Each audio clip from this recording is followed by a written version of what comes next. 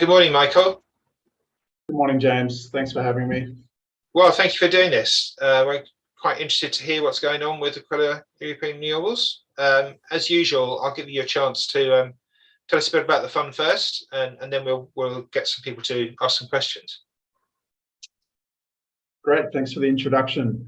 So let's move on to the next slide. So an introduction to Aquila European Renewables, or AER. AER is an investment company which is listed on the London Stock Exchange, and it has an overarching objective to deliver a progressively growing dividend to investors by investing in a portfolio of renewable assets, which is primarily onshore wind, solar PV, and hydro.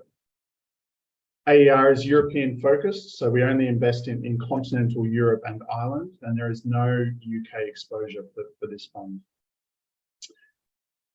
Diversification is also a key part of the investment philosophy, and so the portfolio is diversified by technology and geography, as well as having high contracted revenues. And the reason why this is a key part of the investment philosophy is really to minimize risks for the portfolio so that we can secure that dividend income stream to shareholders. The fund also has a long-term return target of 6 to 7.5% net of fees, with an aim of progressively growing dividends over time. Moving on to the next slide. So why invest in AER? Well, it's obviously well publicized that Europe is going through a green energy transition, and certainly AER offers a pure play exposure to this theme. So why is AER the right vehicle to gain exposure to this theme? Well, AER is advised by Aquila Capital, who is a leading European asset manager, and Aquila actually manages one of the largest clean energy portfolios across Europe, with over 19 gigawatts in clean energy capacity, and is also targeting 1.5 billion of CO2 avoidance across its portfolio by 2030. AER is well positioned within that market framework, given that the fund now has a fully diversified and operating portfolio with high contracted revenues, as well as an efficient balance sheet, which really puts us in a good position in terms of being able to progressively grow that dividend over time. Since IPO, AER has also delivered strong returns at the top end of its targeted return range. So on an annualized basis, the fund has generated 7.1%. Moving on to the next slide. The fund is really set up to offer a number of attractive features for shareholders. To start with, there is a strong alignment of interests. So the investment advisor is taking 100% of its fee in shares in the fund since IPO. In addition to that, a number of members of the board of directors, as well as the investment advisor employees, recently announced their intention to actually acquire shares on market. AER also offers compelling value. It has one of the lowest fees in the sector, coming in at 0.7%. And capital allocation is also very focused on maximizing returns for shareholders. And in February this year, the board announced a 20 million euro share buyback program, which I understand is that we were actually one of the first companies to do so in this sector. And since then, importantly, the fund has spent about 17 million euros of that commitment to date, which has reduced shares on issue by about 4% since December last year. Moving on to slide 5, it really was a record year for performance for the fund in 2022. We delivered a total NAV return of 12.9%, which was the highest on record for the fund since IPO. We also delivered strong dividend cover, coming in at 1.4 times. And if you were to exclude our debt repayments, that dividend cover is about 1.9 times. We also repaid about 13 million euros of project level debt during the year and maintained our low gearing levels at about 26%. 2022 was also instrumental for the fund in terms of growth, where the portfolio grew by over 80% following the completion of our various construction projects and acquisitions, which really resulted in a step change in earnings capacity. Moving on to the next slide, we really carried over that strong momentum from 2022 into 2023. So the company announced a 5% increase in its target dividend for 2023. We also completed our remaining construction projects within the portfolio. We announced a 12-month extension of our revolving credit facility. And as I mentioned earlier, there was insider buying commitments announced, as well as the share buyback program. Moving on to our track record, since IPO, the fund has delivered a total NAV return of 27.6%. As you can see on the slide there, all of our key KPIs are really tracking in the right direction.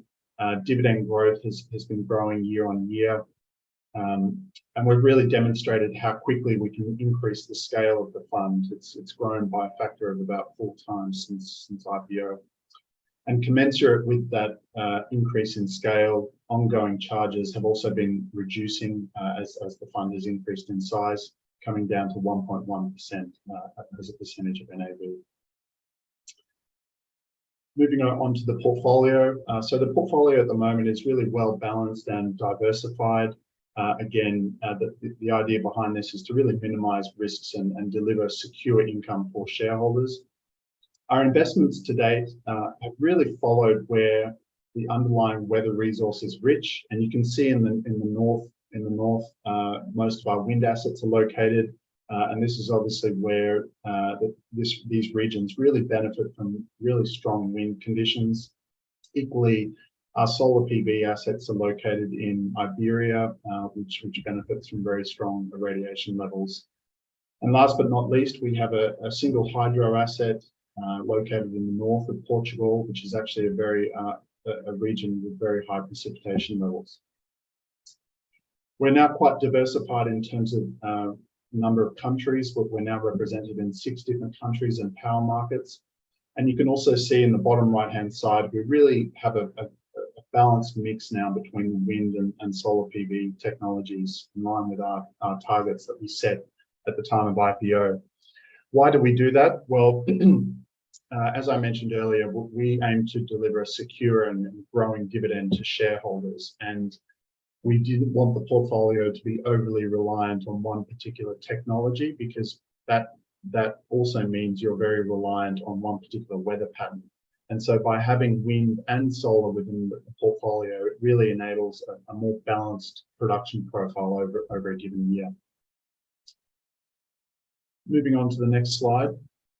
I mentioned earlier about how the portfolio has transformed, and you can see there the significant step up in operating capacity, bringing us to 464 megawatts at the moment, which was over 80% growth compared to where we were in 2021. So that really puts us in a strong position going forward.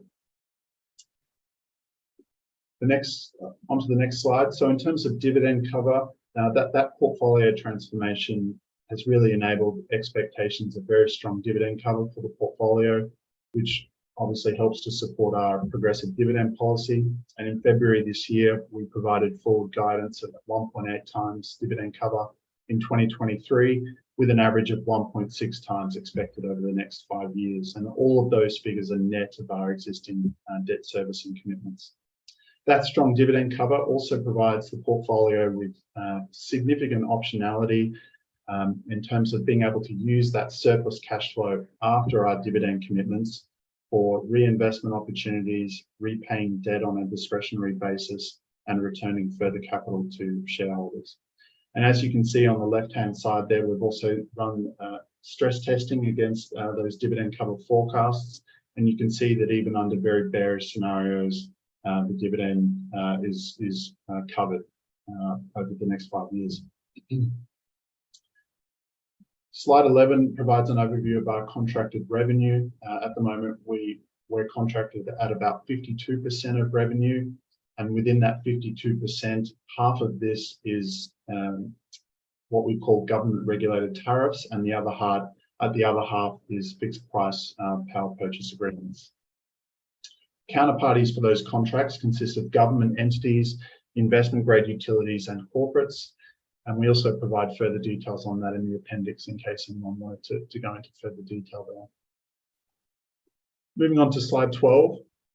We have been very active across the existing portfolio of assets as well. We were very active in terms of PPAs, and in 2022, we actually announced the signing of 3 PPAs across our Spanish PV portfolio, where we were really able to secure very attractive prices, almost at levels, almost at prices double that which we have observed in prior years for a significant portion of the portfolio, which again has really put us in a good position going forward. We've also been proactive in terms of our hydro asset in Portugal.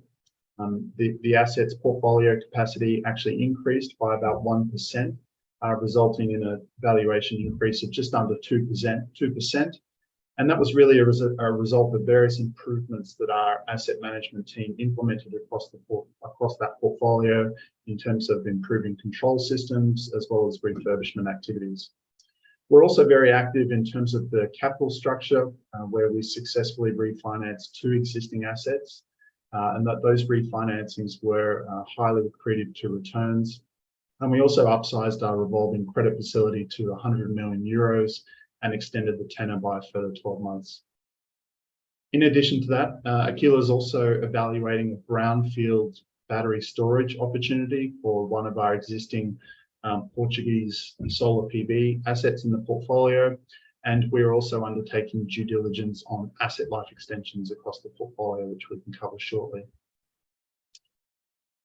Slide 13, in terms of our gearing levels, we're currently geared at about 31%, compared to our existing restriction under the prospectus of 50%, which obviously gives us a lot of headroom and a lot of flexibility in terms of how we finance our growth going forward. Our debt financing across the portfolio consists of the 100 million revolving credit facility, which sits at the fund level. And the fund also has long-term non-recourse project financing, primarily in relation to our wind assets. And that debt is at the project level is fully amortizing with fixed interest rates. Slide 14, I mentioned earlier how AER has been actively investing in construction projects, which are all completed. And certainly the fund, if we look back to how the portfolio has performed since inception, certainly the fund has benefited from investing in construction projects. So since IPO, these construction assets have delivered about 18 million euros in valuation uplift. And there is also further upside to come for the remaining assets within the portfolio, where there is a small construction premium still in place that's embedded in the discount rate. And obviously over time that premium will be unwound, which will deliver further value upside. So now that the portfolio is fully operational, we will obviously look to continue to allocate to construction projects in order to continue with those value creation opportunities over time. Moving on to the next slide. So at the moment, given where the share price is trading, certainly we feel that there are attractive returns here on a forward basis with potential for upside. If we just look at the portfolio discount rate at the moment and the implied discount from the share price relative to the NAV, that would suggest a forward-looking return of over 9% across the portfolio, noting that assumes very conservative gearing levels of about 31%. And obviously, it's not just me saying that. As I mentioned earlier, the company actually announced its inaugural share buyback program in February this year.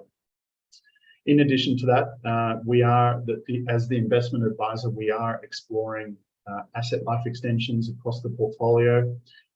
To date, our asset life assumptions have typically been more conservative compared to the market and compared to what these assets are potentially capable of. And so we are currently doing due diligence to roll out asset life extensions across the portfolio, which could be anywhere from 5 to 10 years across the asset base. And for those of you who saw our Q1 23 fact sheet, which was released a few days ago, we actually announced that we had implemented the asset life extensions across our Spanish PV portfolio. which resulted in about a 2% contribution to NAV for the quarter. Moving on to the pipeline, I mentioned earlier that Aquila currently manages a 10 gigawatt clean energy pipeline, which is one of the largest development and construction portfolios in Europe. That portfolio would require, we estimate, over 10 billion euros in order to bring that portfolio through to operations, which is obviously no small feat. And that really presents significant growth opportunities for AER, and importantly, that value creation process that I described earlier. In addition to that, there's obviously a number of new market opportunities for the fund to participate in as well. And you can see there that the Aquila portfolio has significant gigawatts in development and construction in new markets for this fund, such as Italy, Germany, and the Baltics as well. So really just to sum things up, 2022 was a record year for the fund. We delivered a record total NAV return. We also reported strong dividend cover. Growth in operating capacity has really transformed the portfolio. We're now 100% operational, and we expect strong dividend cover over the next 5 years. We also have low gearing in place, which also provides a lot of flexibility to support funding our future growth. We're continuing to roll out our asset life extensions across the portfolio, which is also a source of potential further upside. And the board and its investment advisor is also continuing to explore a number of different initiatives in response to the current share price discount to NAV. And then finally, in line with the prospectus, we have our scheduled shareholder continuation vote, which takes place next month. And the board recently announced their recommendation that shareholders vote in favour of continuation. And that concludes my presentation. Thank you, James. Thank you, Michael. That's quite a good sort of introduction to the fund. Let's go back to here, portfolio. So first question is, so you've got, you say though, wind, solar, hydropower. I think this question is slightly backwards, but they are there any more sort of technologies that you'd like to have exposure to? The fund can invest up to 20% in battery storage. Yeah. And Aquila is certainly very active in that space. We have a existing battery storage team that cover that market. We have a large pipeline, particularly in places like Belgium and Germany.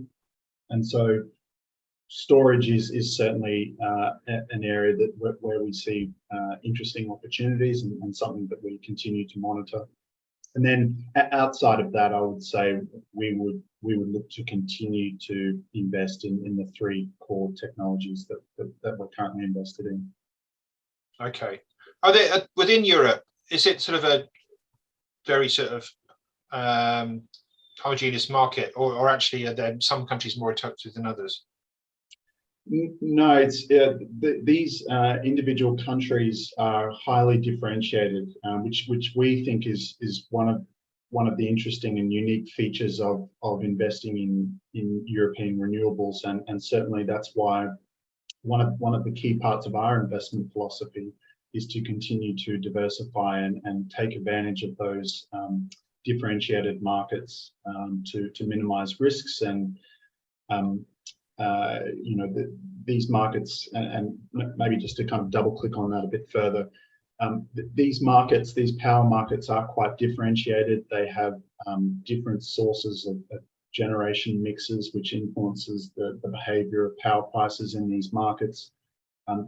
Some of these markets are interconnected, others aren't, and certainly you know, particularly when you look at where these assets are located across the existing portfolio, those revenue streams are quite, you know, have low to medium correlation factors, particularly when you compare, say, the northern wind assets to the assets that we have in the south.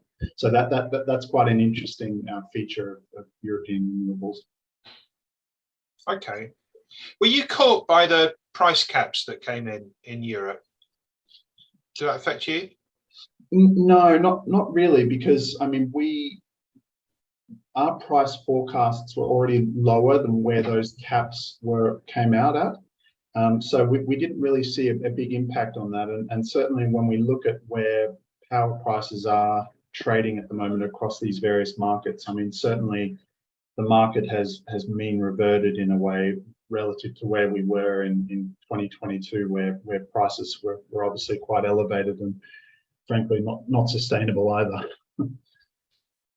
So one of the questions here is how you actually manage the volatility of energy prices within the portfolio. Is there anything you can do about that? Yes, I mentioned at the start that we have high contracted revenues, and certainly that's a key part of our investment philosophy and the primary means as to how we mitigate power price volatility, because power prices are inherently volatile. And so what we look to do is we will always ensure that we have contracted revenues in place to lock in those prices and mitigate a large chunk of that volatility in merchant power. So how long are we talking in terms of how long can you lock in power prices for?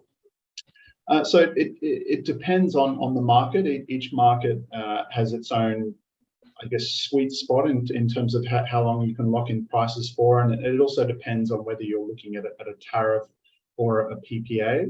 If I just focus on PPAs, for example, in the south of Europe, I would say the sweet spot is anywhere from 3 to 7 years, I would say. In the north, there's certainly potential for longer PPA tenors, up to say 10 years. So it really just depends on the market and the demand for power in that market and the nature of the parties who are looking to contract power as well. When I was talking earlier on, we were talking about the Inflation Reduction Act in the States and the way that's driving investment there. Do you see the EU kind of responding to that somehow? And do you see like a sort of another step up in terms of putting more renewable generation in? Yeah, absolutely. I mean, the EU, as we know, has very ambitious targets to meet their decarbonisation agenda and the green energy transition, and we've already seen them respond to that in a way. So in March this year, the EU Commission announced its Net Zero Industry Act, which set new targets for the deployment of solar PV and wind and storage, but importantly also the fact that the manufacturing of certain components within those supply chains actually needed to be onshored in Europe as well. So Europe has already responded in a way to that Inflation Reduction Act, albeit it will obviously just take time to implement these measures. Were you affected by any of the sort of supply chain disruption that we saw, things like solar, with China lockdowns and stuff? We did see some delay on our construction projects. But it was actually more so related to the actual COVID lockdowns that were in place. And so for our construction, one of our construction projects in Norway at the time, contractors were being flown in to Norway to work on site for the project. But Norway actually had introduced a policy that required anyone coming into the country to be in lockdown for 2 weeks, I think.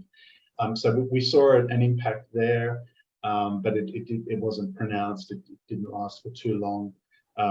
We didn't, apart from that, we didn't see much of an impact. And I mean, typically, the way these assets work, at least the operating assets, we always require that the operations and maintenance contractors have sufficient spare parts on hand for these assets, so that if there are any components that need to be replaced, it can be done quite quickly, and you're not having to rely on new parts being shipped in from some foreign country. Cool. Okay. We've seen with the UK funds recently some very small reductions in NAV as the power prices adjust back to where they sort of more normal levels. Is that something that you see in the EU? Where do you think power prices are going to go to the medium to long term? It's a great question. Certainly, we do expect that power prices will mean revert over time. And if you look at the shape of our power price curve, I'm just trying to find the slide for you. Slide 36. And you can see in the yellow line there, particularly in the short term,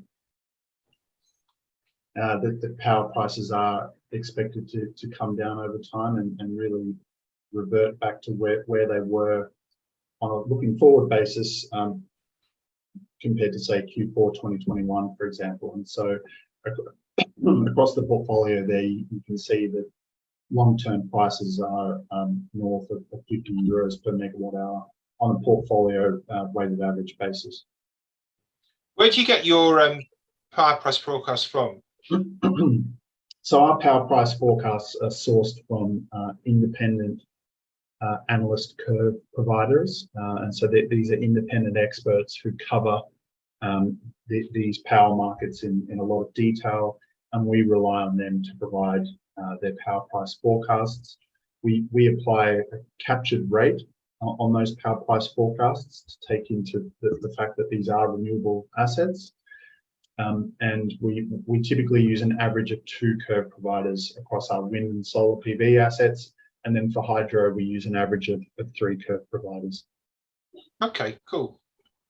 And relative to peers, do you think that your power price assumptions are conservative or about average?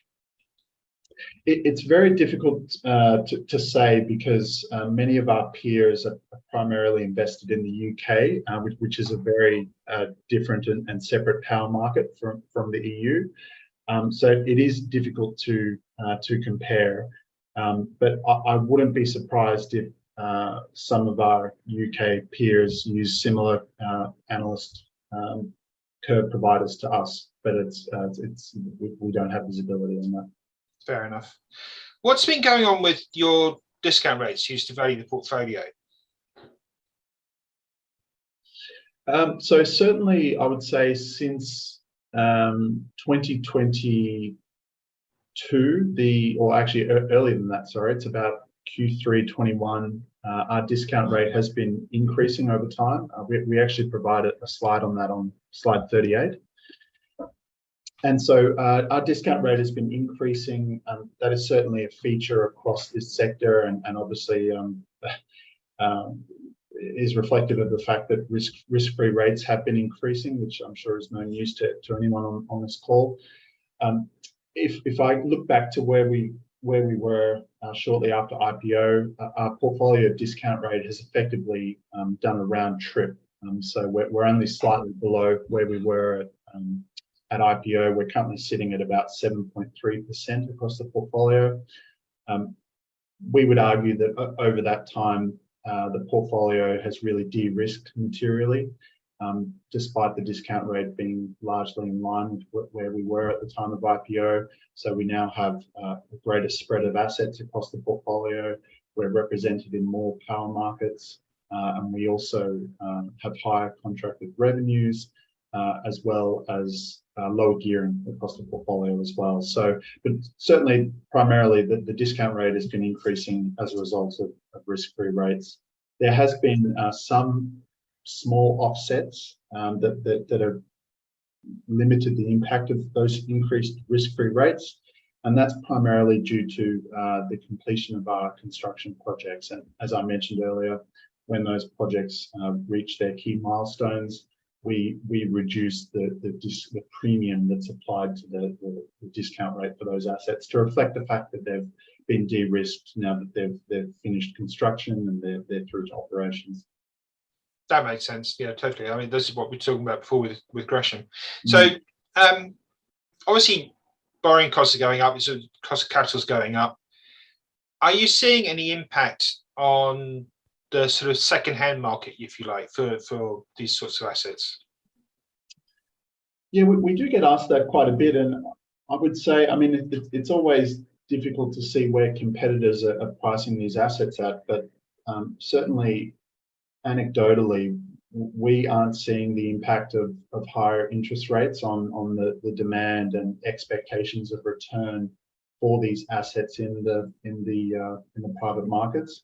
And so, I mean, there's still a significant amount of capital looking to invest in these assets and gain exposure to the positive tailwinds that I described earlier. Yeah, actually, that was a sort of question I was going to ask. So, I mean, we're obviously slightly frustrated with the discounts in the renewable energy sector here, because there's clearly an awful lot of investment that still needs to go into this sector, and it is going to happen anyway, I guess. But I mean, you're running an awful lot of other money within Aquila.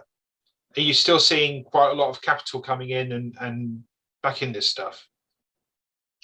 Yeah, absolutely. I mean, there is a lot of capital out there looking to gain exposure to this sector and this theme, whether it is to pursue their own sustainability ambitions, or to diversify their own portfolios, or to deliver attractive returns that generally are, share a low correlation with other asset classes. So that we haven't seen that change. Yeah. So as a firm, you're still taking in capital to invest this sort of thing. Yes, correct. That's right. Yeah. Cool. Okay. Good. I mean, there's a few sort of slightly more random things here. Would you look at green hydrogen? Is that sort of within the remit, or is that a bit too off piece for you? No, it's not part of our investment mandate. So under the prospectus, we have very clear guidelines for how we invest the capital, and hydrogen doesn't fall under that category. Okay, fair enough. Just generally within the market, I mean, as renewables, it's this thing we see everywhere. As renewables become bigger, more and more part of the thing, we do need to see more storage stuff.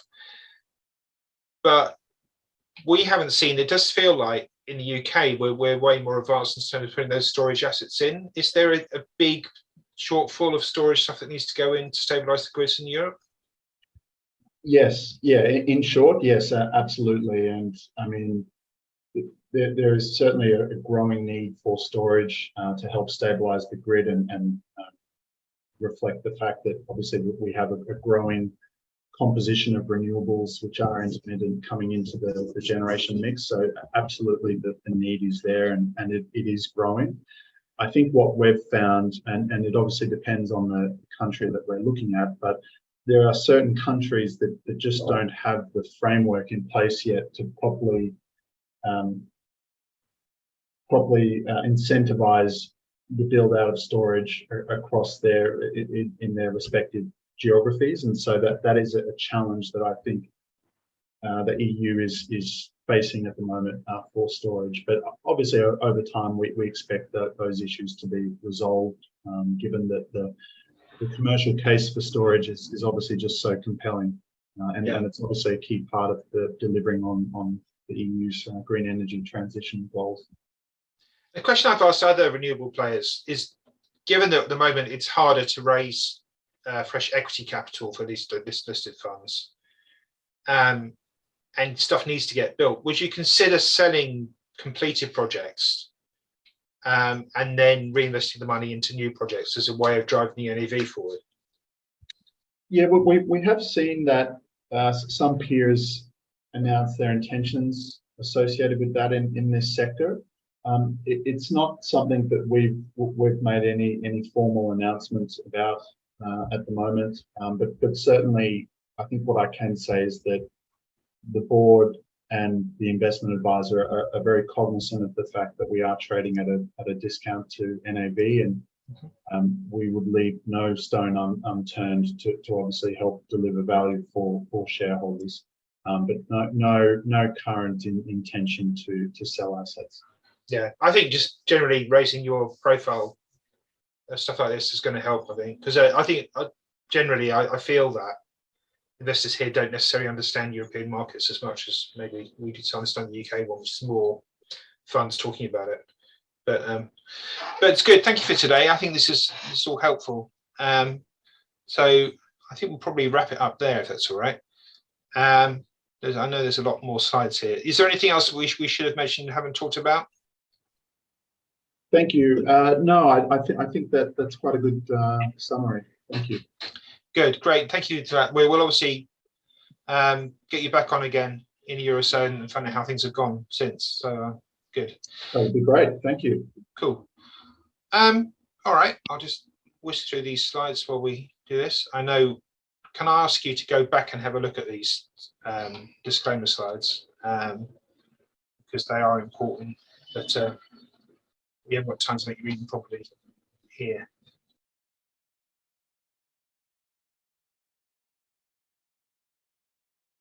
I'll just leave that one up. We'll be back next week. We've got Vina Capital Vietnam Opportunity on next week, which is interesting fund in Vietnam because it does unlisted as well as listed stuff. So it's a bit different to Vietnam Enterprise, who we had on relatively recently. The week after, we're still talking to people about who that's going to be, but we definitely will have Andrew McHattie on talking about what happened over the course of May. And then we are sort of filling up the pipeline going forward. So thanks very much for tuning in this week, and we shall see you next week. Have a good week. Thanks, bye.